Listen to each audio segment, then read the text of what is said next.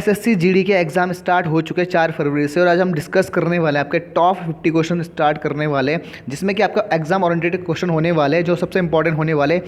ये हमारा 50 क्वेश्चन का सीरीज़ है। इससे पहले हमने 20 क्वेश्चन का सीरीज़ किया था पार्ट 1, जिसमें हिंदी के लिए एसएससी वो आप देख सकते हैं। और ये जो आपका एग्ज़ाम चलेगा पूरे मंथ में, उन एस्पिरेंट के लिए काफ़ी इंपॉर्टेंट जिनके एग्जाम होने वाले हैं।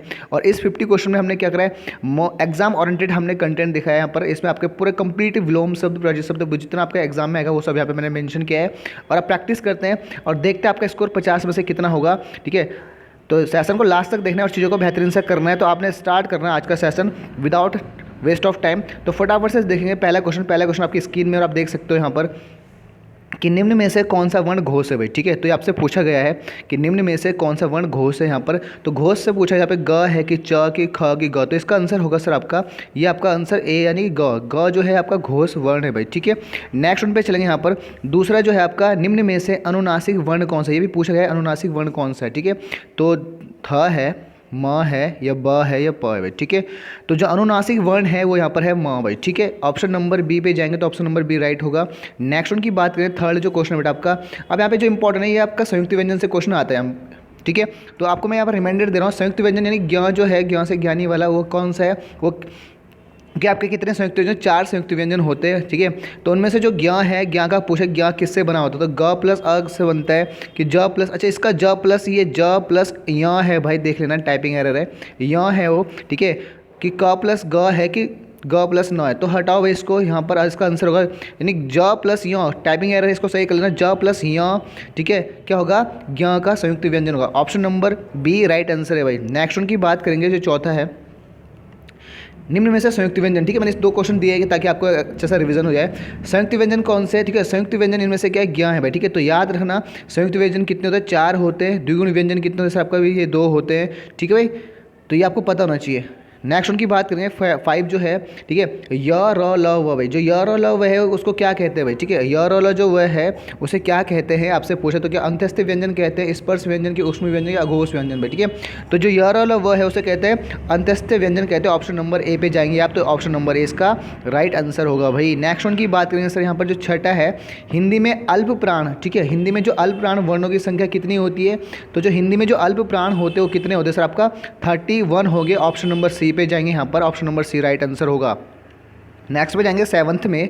ठीक है, इनमें से कौन सा व्यंजन ऊष्म है भाई। ठीक है, ऊष्म को थोड़ा सा ऐसा लिखना भाई। ठीक है, ऊष्म है भाई। ठीक है, तो निम्न में कौन सा व्यंजन ऊष्म है, तो यहाँ पे ज है कि श है कि प है कि व है भाई। ठीक है, आपको पता है कि ऊष्म क्या होता है, य र ल व होता है। ठीक है, तो ऊष्म यानी सॉरी वो अंत्यस्थ व्यंजन होता है। ऊष्म पूछा है हमसे, ऊष्म, तो ऊष्म सर आपका श होगा। स बोले तो पेट फटासा वाला श होगा, बी ऑप्शन राइट आंसर होगा भाई। नेक्स्ट वन पे जाएंगे हम यहाँ पर, 8th जो क्वेश्चन है यहाँ पर,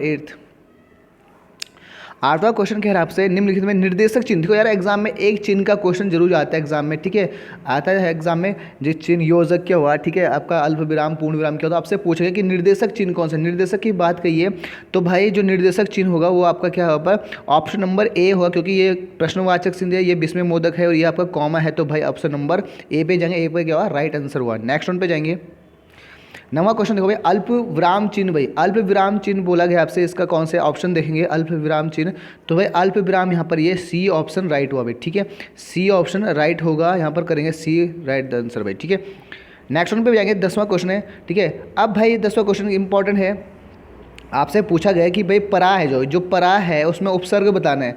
ठीक है, उपसर्ग पढ़ते बिल्कुल आपका स्ट्रांग होना चाहिए, एग्जाम में आता है बहुत बार। ठीक है, तो परा जो है ना, परा, उसका उपसर्ग का अर्थ बताना है, अर्थ पूछा गया है। तो भाई ऐसा क्या होगा, परा मीन्स होता है सर आपका क्या, उल्टा होता है। ठीक है, परा मीन्स क्या होता है, उल्टा, क्योंकि यहाँ पे ऑप्शन में देखेंगे तो आपका बाहर, भीतर, उल्टा, आसपास, तो इसका आंसर होगा आपका सी ऑप्शन राइट आंसर हुआ भाई। क्या होगा, सी ऑप्शन राइट आंसर हुआ। नेक्स्ट वन पे जाएंगे यहाँ पर, 11वां जो है, लिखावट में प्रत्यय बताना भाई। ठीक है, मैंने इस क्वेश्चन को जान के डिजाइन किया ताकि आपकी प्रैक्टिस हो भाई यहाँ पर। तो लिखावट में प्रत्यय बताना, लिखावट में भाई। ठीक है, 11वां क्वेश्चन यहाँ पे, तो यहाँ पर वट है कि हट है कि अवट है कि आवट, तो लिख धन। ठीक है, लिख इसका क्या हुआ, मूल शब्द हुआ, आवट हुआ सर आपका क्या, प्रत्यय हुआ। जो आपको पता है कि प्रत्यय बाद में लगता है और ये मूल शब्द होता है, इसका आंसर क्या होगा बेटा, आपका ए ऑप्शन राइट आंसर होगा। नेक्स्ट वन पे चलो भाई, हाँ जी सर, 12वां क्वेश्चन, उपसर्ग को कहते हैं, उपसर्ग क्या कहते हैं, उपसर्ग का जो मतलब क्या कहते हैं सर, उपसर्ग जो है ना अपने आप में शब्दांश है, क्या है, शब्दांश है भाई। ठीक है, शब्दांश है, option number D right answer हुआ भाई। सर यहाँ पे देखेंगे 13 जो क्वेश्चन है अप मतलब जो अप जो है ना इन्वर्टेड कॉमा में उपसर्ग के दिए गए विकल्प में किसके साथ प्रयुक्त हो सकता है, यानी अप का जो मतलब हो ना अप, अगर मैं उसको कुछ ऐसा उपसर्ग जोड़ूँ तो उसमें कुछ उसका मीनिंग बदले। तो भाई अप उपसर्ग आपको पता है कि हमेशा पहला लगता है, तो अप में अगर मैं मान करूँ तो अपमान ये पूरा कंप्लीट अपमान योगी शब्द बनेगा, तो अपमान मतलब किसी का अपमान करना। तो ऑप्शन नंबर क्या होगा आपका सर, आपका ऑप्शन नंबर होगा आपका सी राइट आंसर होगा भाई। नेक्स्ट वन पे चलेंगे। यहाँ पर 14 जो है उसमें पूछा है सुशिक्षित में उपसर्ग बताना है, तो उपसर्ग हमेशा पहला होता है, यानी सी ऑप्शन है, यानी सु इस पे राइट आंसर होगा, ऑप्शन नंबर सी होगा भाई। नेक्स्ट वन पे आएंगे। ठीक है, तो 15 जो क्वेश्चन है एग्जाम में बहुत बार आ चुका है, रिपीटेड क्वेश्चन है। गायक में कौन सा प्रत्यय प्रयुक्त हुआ है भाई, गायक में कौन सा प्रत्यय प्रयुक्त हुआ है, तो भाई गायक। ठीक है, तो गायक में जो होगा सर आपका डी यानी अक। ठीक है, तो अक यानी कि आपका प्रत्यय होगा अक होगा। ठीक है, एक नहीं होगा, ओक एक कुछ नहीं होगा, यहाँ पे अक होगा। ठीक है, तो मोस्ट इंपॉर्टेंट यानी डी ऑप्शन राइट आएगा।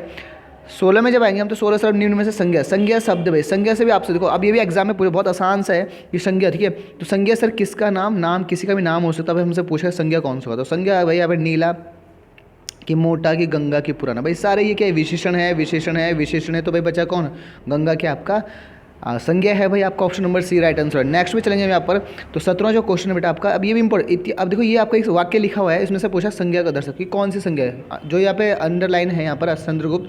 तो इतिहास में कई चंद्रगुप्त मिलते हैं, इसमें हमें बताना है कि कौन सा संज्ञा, जो चंद्रगुप्त है उसमें कौन सा संज्ञा, ये बताइए इंटरलाइन। तो भाई वैसा अगर कायदे से चंद्रगुप्त एक किसी का नाम है, ठीक है भाई, आप बोलोगे सर ठीक है ये चंद्रगुप्त क्या नाम है, तो ये क्या व्यक्तिवाचक हुआ, लेकिन यहाँ पे इतिहास में ये किसकी क्वालिटीज़ की बात कर रहा है, किसी विशेषता की बात कर रहा है, ठीक किसी की क्वालिटी बात कर रहा है, तो भाई यहाँ पे क्या होगा, ये आपका जातिवाचक बात करता है, जातिवाचक। ठीक है, तो ऑप्शन नंबर सी होगा। क्यों इसका, क्योंकि यहाँ पे कन्फ्यूजन हो सकता है किसी एस्पिरेंट को कि सर व्यक्तिवाचक, क्योंकि चंद्रगुप्त समुद्रगुप्त सब नाम है, चंद्रगुप्त मतलब इतिहास में कई चंद्रगुप्त है कि उसकी मतलब कंपेरिजन हो रहा है, तुलना हो रहा है, तो यहाँ पे किसी चंद्रगुप्त का नाम ना होकर किसी की जाति दिखा रहा है, तो ऑप्शन नंबर सी इसका राइट आंसर होगा भाई। नेक्स्ट वन की बात करेंगे 18वां भी, निम्नलिखित में कौन सा शब्द समूहवाचक संज्ञा नहीं है, ऐसा भी क्वेश्चन बोलता है कि नहीं है भाई। ठीक है, ऐसा भी बोल देता आपसे कि नहीं है। ठीक है, तो भाई समूहवाचक संज्ञा नहीं, समूहवाचक आपको पता है भीड़, कक्षा, दौड़, सभा। अब भाई कौन सा नहीं है समूहवाचक, तो आपको पता है कि भाई दौड़, ठीक है दौड़ नहीं है, क्योंकि सभा में आपका कलेक्शन है, बिल्कुल कक्षा में कलेक्शन, भीड़ में सब आपका, ये सारे क्या इसमें नहीं पूछता, आप लोग गौर करना कि दौड़ इसका आंसर है, नहीं सी राइट आंसर हुआ भाई। ठीक है, मोस्ट इंपॉर्टेंट क्वेश्चन है भाई, जितने भी आपको डाले तो आपने चीज़ों को बहुत लास्ट तक देखना है। ये स्वतंत्रता सबको प्यारी होती है, स्वतंत्रता सबको प्यारी होती है, एक वाक्य है ये, यहाँ तक वाक्य है बेटा। ठीक है, वाक्य में रेखांकित शब्द में संज्ञा कौन सी, ये जो स्वतंत्रता है ना आपका, ये कौन सा आपका संज्ञा है, आपसे पूछा गया।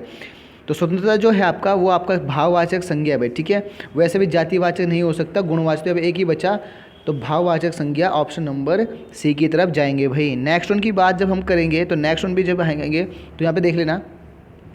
ठीक है, कि निम्नलिखित में कौन सा शब्द स्त्रीलिंग है, यहाँ से भी क्वेश्चन बन चुका है कि स्त्रीलिंग पुल्लिंग शब्द आपसे पूछा था, मैं ये भी इसको भी डाला कंटेंट में।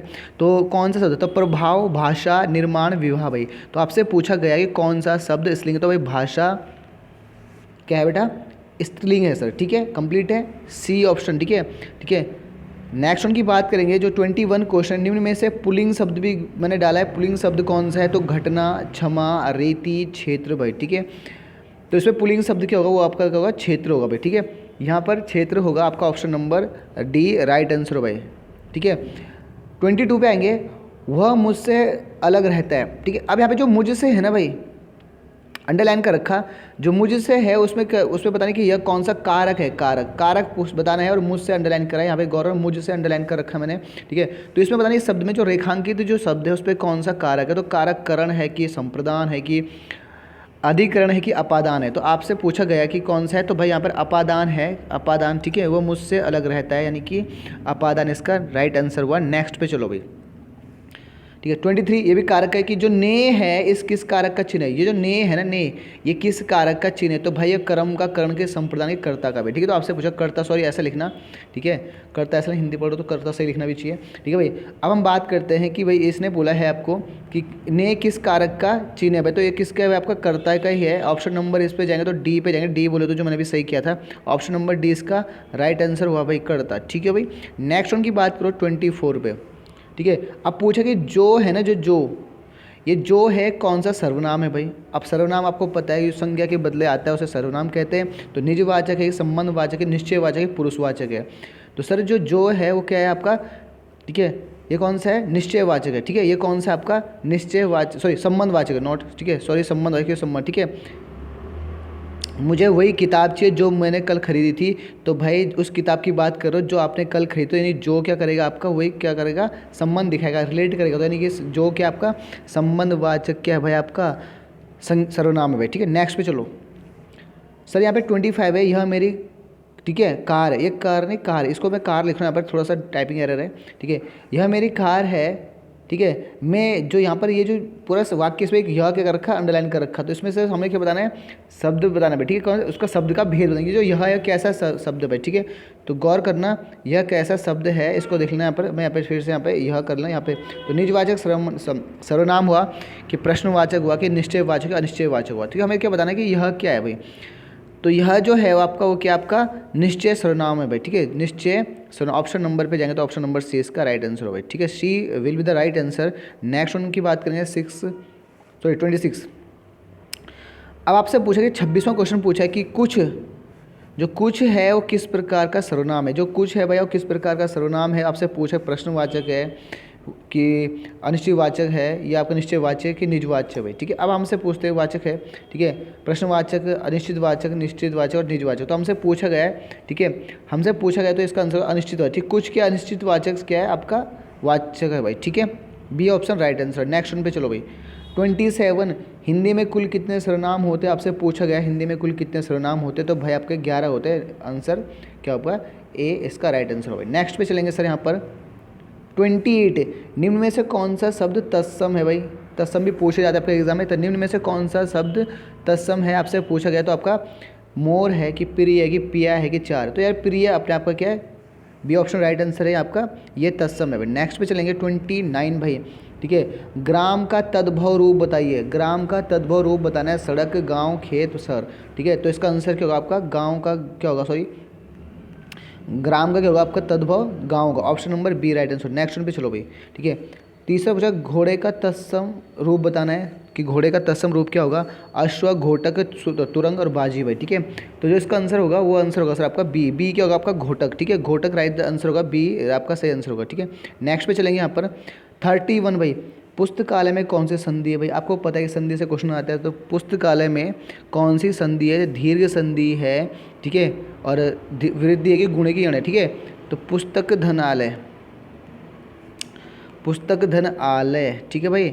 अगर मैं बात करूँ क पे अ छुपा है, अ प्लस आ के मतलब आ बनाता है, तो आ क्या होता है दीर्घ होता है, तो अब इसका आंसर होगा आपका ए राइट आंसर, दीर्घ संधि है इसमें। नेक्स्ट वन पे चलेंगे 32 में सदानंद भाई, ठीक है, सदानंद का संधि विच्छेद करना है भाई, तो आपने इंपॉर्टेंट है सदानंद का जो संधि विच्छेद करेंगे वो क्या होगा आपका, ठीक है, सदाधन आनंद नहीं होगा, ठीक है, सतधन आनंद, अच्छा एक मिनट, दोनों ऑप्शन छप चुके हैं सेम सेम, ठीक है भाई।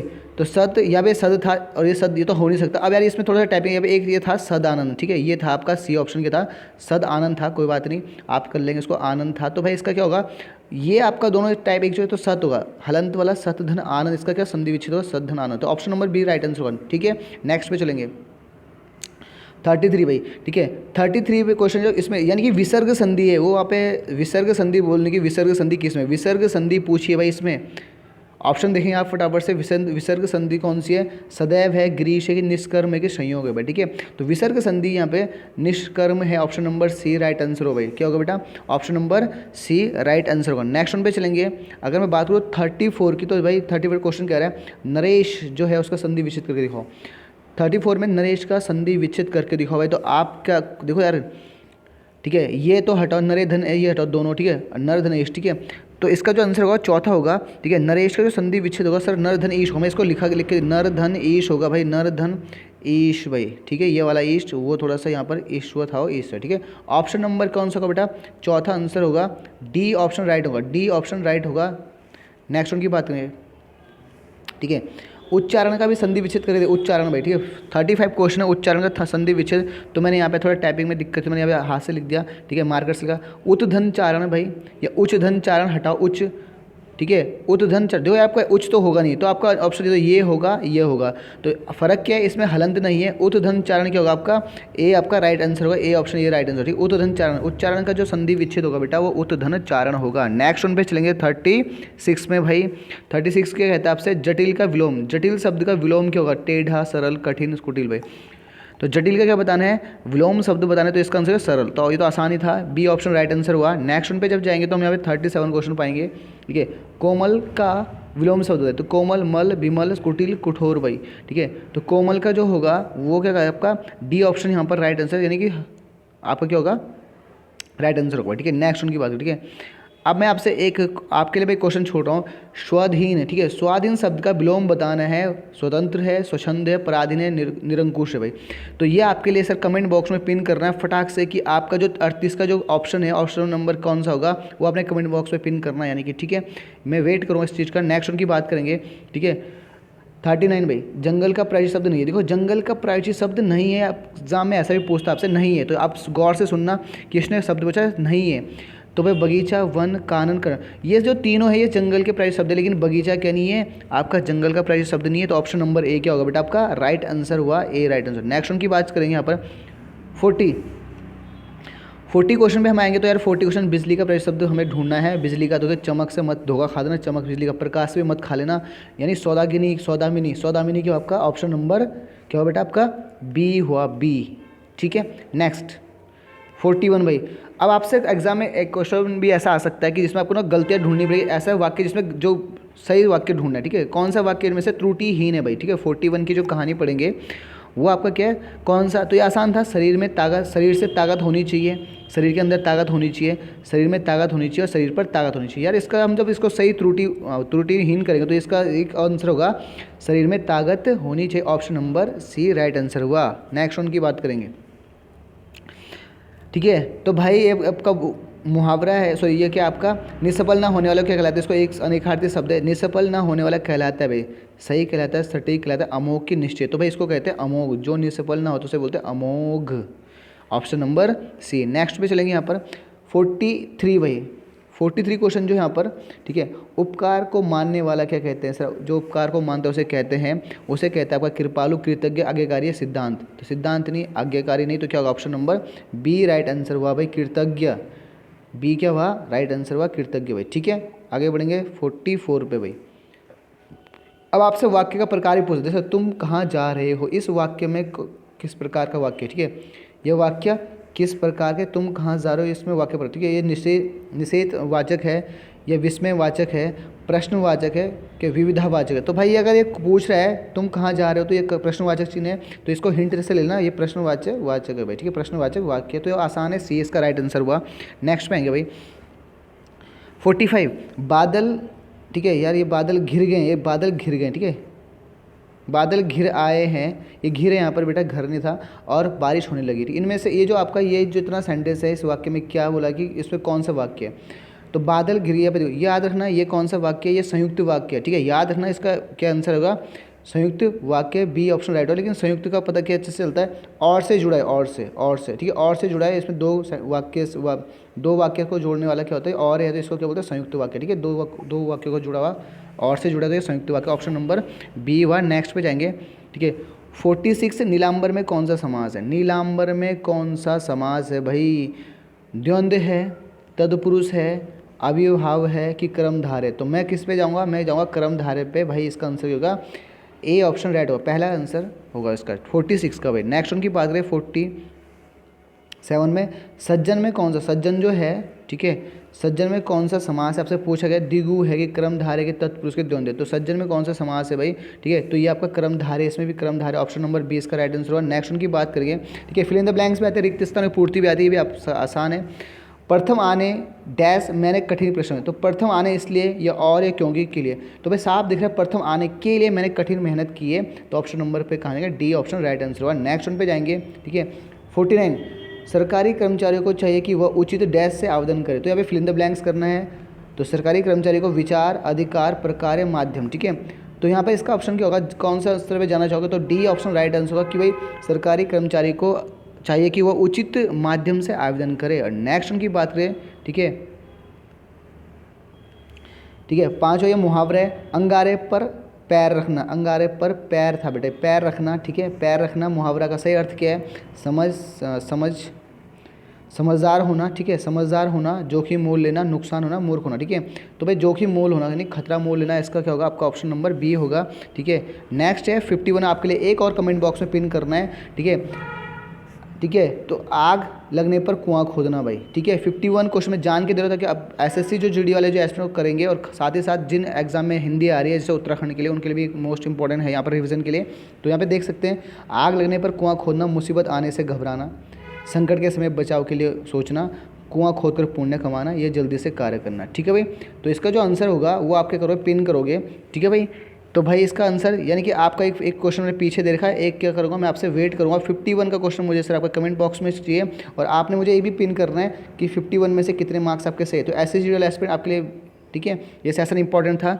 और एक नेक्स्ट सेशन लाऊंगा जो आने वाले जो एग्जाम है, ठीक है, उसमें लाऊंगा एक मैराथन जिसमें भी उसमें 100 क्वेश्चन लाऊंगा मैं, ठीक है। तो आप जितना अच्छा रिस्पॉन्स करोगे उतना अच्छा आपका बूस्टअप मिलेगा, मुझे बूस्टअप चाहिए, ठीक है। तो मिलते हैं नेक्स्ट, तब तक के लिए जय हिंद एंड टेक केयर।